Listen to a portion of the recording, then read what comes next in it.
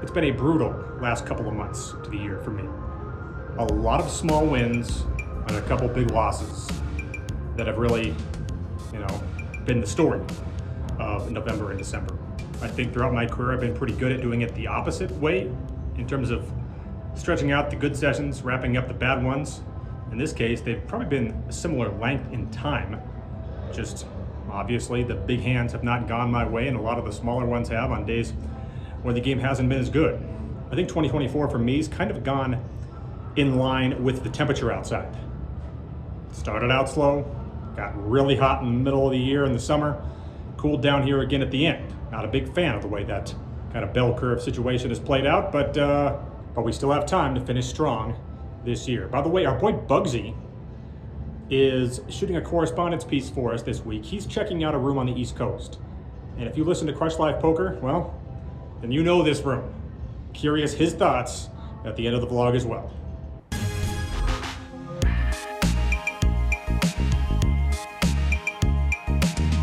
So after apparently missing out on the last seat on table 1 by a matter of seconds, I would have a 2-hour wait before we finally started the second game. During that time, though, I would add to my collection of Peppermill swag, thanks to Kathy Wood. Apparently, Peppermill has a partnership of some kind with New Era, which is the company I always look to when buying hats. We'd get that game rolling on table 5 at around noon. I'd buy in for 1,000. And I'd win one decent pot early on and found myself up a little bit after the first half hour when I was able to pick off a river bluff with a pair of 9s against one player who was down to his last 400, which is about to come into play. He would make it 50 from the cutoff, and it's on me in the big blind with ace-king. And I 3-bet to 150. Fold all the way back to the original raiser, and he jams all in for exactly 400 down to the dollar. I had just seen him attempt to bluff me on the previous hand, so that actually to me makes it less likely in my mind that he's going to be bluffing again, but obviously ace-king should be in decent shape here for a flip against him, and there are going to be some hands that I do dominate. So I slide in those chips, and as is often the case when you're all in with ace-king and a pot that's more than a couple $100, it's well behind as he tables pocket kings. So it's an $800 pot. We'd run the cards, and what I believe is 35% equity does not get there for me. So stuck decently early on as the game would begin to fill up at around 1 o'clock, and we'd start getting some more all-ins, as you can see here. When I'm in the big blind with 10-7 offsuit, I generally expect very little vlog-worthy content to be coming. So I didn't even start rolling on this at first. But in this 4-way limped pot with $40 in, we'd get a flop of 8-6-4 rainbow, giving me a double gutter.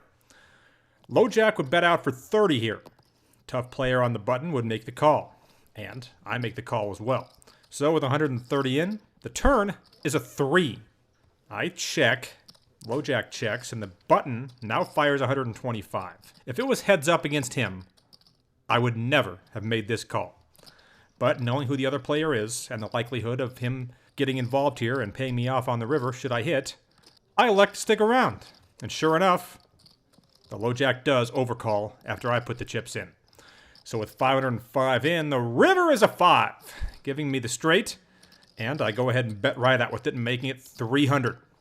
And almost as if I had just drawn this whole thing up, the low jack calls, the button folds, I show, and the low jack mucks. And I take down an $1,105 pot. By the way, I meant to mention this last week, but anyone else notice that minutes after Trevor Lawrence was knocked out for the year, I talked about what Tom Brady would have thought about it?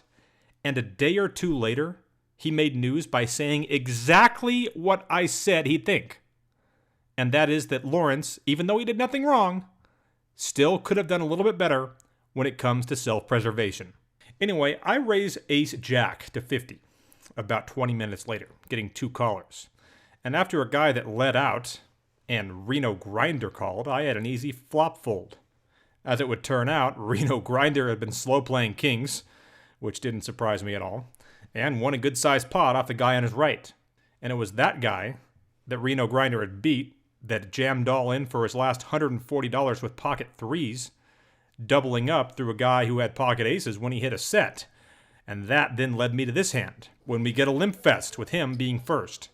I have ace queen of diamonds in the big blind and make it 6x. And the guy who had just been all in with the threes does the same thing again here. So it's 205 more for me to call. Had I not seen him make that move with the threes, I might have considered throwing ace queen away here. But given the fact that I did, I'm going to make this call. So we have a $450 pot. The cards would run out. I would turn over ace queen. And so would he. So apparently I am 0-1-1 on all-ins so far in this session. This is a mid-session update. If there could possibly be a silver lining to the year from hell that's been 2024 in the San Francisco 49ers, to me, it's that it proves that Brock Purdy should not make $60 million a year. What a joke that is. And if you look at that game against the Rams last week on a Thursday night, that tells you all you need to know as far as I'm concerned. I still think they can be a good team with him, but if you give him 20% of your salary cap, you are drawing dead to win a Super Bowl. That is the most minuscule of silver linings. It's kind of like me saying these last couple of months at poker have sucked, but hey, I get to pay less taxes next year.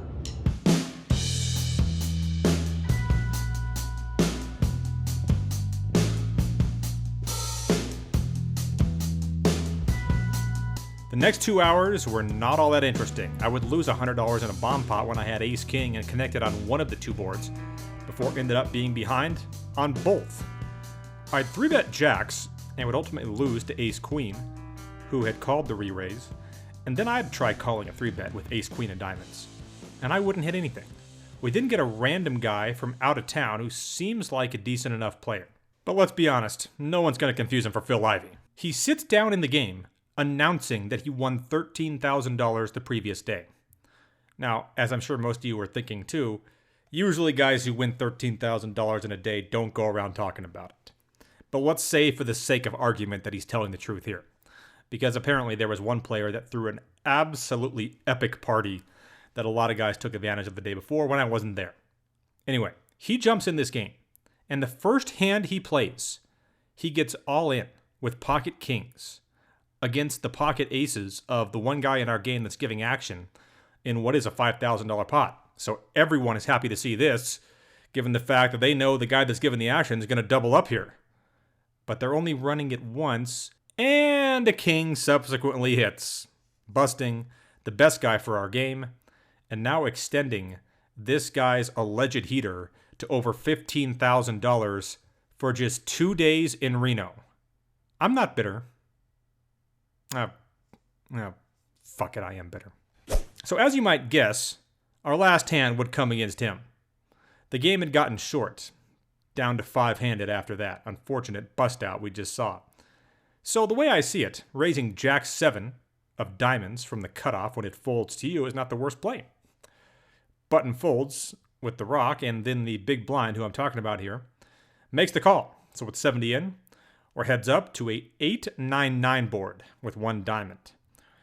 This guy checks in the big blind, and I actually considered making a c-bet here with my gut shot to try and take this pot down, but ultimately just decided against it. Turn would roll off a 6.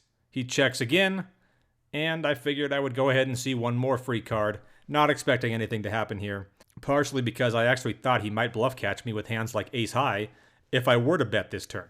River, though, is the 10 of diamonds, giving me the straight. So I am finally there. And now, the big blind leads out for full pot, putting in 3 green chips.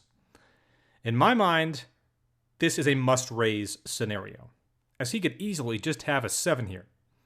So with that in mind, I stack up $250 in green chips and slide them into the pot. This guy had just said that he's boarding a flight in a couple hours. We already know he's up huge on the day and even a lot more than that on the week.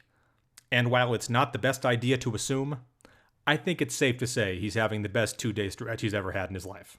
And in my experience, when guys are on runs like that, they tend to just sit back and wait for the nuts, because they think the worst thing they can do is to just make a stupid mistake with a ridiculous hand that could jeopardize this run that they're on.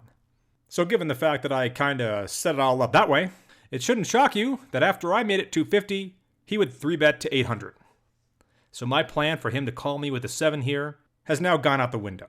And in my mind, the absolute worst hand that he's doing this with is Queen Jack. I didn't think it was even going to be that. I felt that full houses were way more likely. Even pocket 10s in a weird way that wouldn't have raised pre-flop, I could see doing this with, even though I would think he'd find a bet with that before. There are a lot of guys that I've played with over the years where I would call here, but this is just not one of them. He's never doing this with just a 7. Best case scenario, the same hand, but I don't think that's even going to be the case more than 15% of the time. So I would throw this hand away and opt to save the $550. It was a little after 5 o'clock. I didn't really have anywhere to be, but the fact of the matter is, I was pretty tilted, and I just don't like playing, especially in games that are shorthanded and not all that great when that is the case. And I also know the casinos open again tomorrow, so I would elect, unfortunately, to just cut this session short and book the loss. All right, pretty pissed off after that last hand. Calling it quits. Don't want to just, play one of these super long sessions, chasing losses. Don't care. The casino is going to be open again tomorrow, last I checked. As for this day, a $620 loss for me, and to kind of quote John Sterling for this out-of-towner, he's having the most unbelievable 2-day stretch of this or any other life.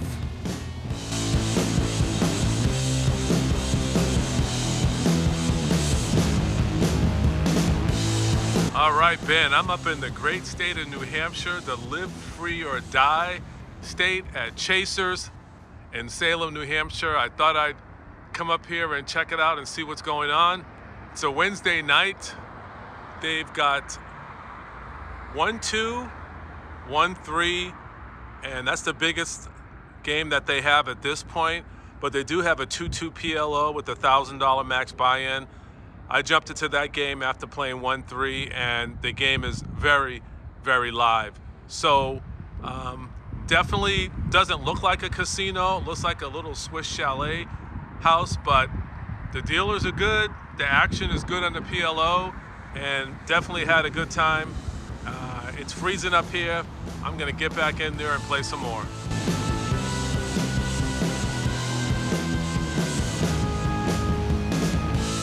Hey Ben, just got done playing at Chasers. Interesting night. The biggest action was in the PLO games. They had 3 tables going. They have 2 must moves and 1 main. The rake, interesting. They do a double rake on the double board PLO.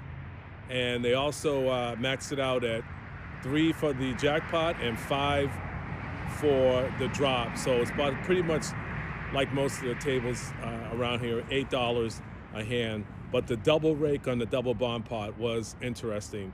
But all in all, nice little room, 13 tables. They do have some card tables as well, but it was a good time, and now I'm heading back over the border to Massachusetts.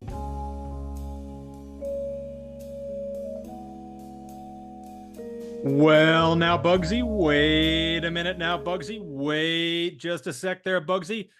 You may remember that there was one poker legend that famously said more rake is actually better for the game. I believe that was the same poker legend that said he was done being a Vegas Golden Knights fan until they fired their GM. Yeah, that GM then proceeded to put together a team that won the Stanley Cup less than a year later. But that is interesting to get that review out of Chasers, a place that uses plaques for the $100 chips. The win uses them for the 5,000 denomination, which to me is the appropriate number. Maybe 1,000s will be fine, but using those things for 100s, I find that highly questionable. But it is interesting the way that rooms like Chasers and Encore Boston Harbor just rake the ever-loving crap out of you. And that's the fact that you have areas with a ton of population and not a ton of poker rooms. So basically, they can get away with it. And they do. And I don't know how often the case is going to be like you hear about in LA, where they always talk about how the rake is brutal, yes, but it's worth it because the games are so good. I would doubt that the games in Chasers and Encore Boston Harbor are going to be nearly as good as you're going to find in LA. But you never know. So anyway, you saw how I did on Thursday. And I'm going to tell you here in just a minute how I did on Friday's session. And I want to tell you about a hand that might come off as unremarkable that took place during that Friday session. And it was actually a Hold'em double board bomb pot without double the rake. There would be 8 players dealt in to this double board bomb pot. And I am in middle position 1 with ace jack. And with 200 in, the top board is king jack 4.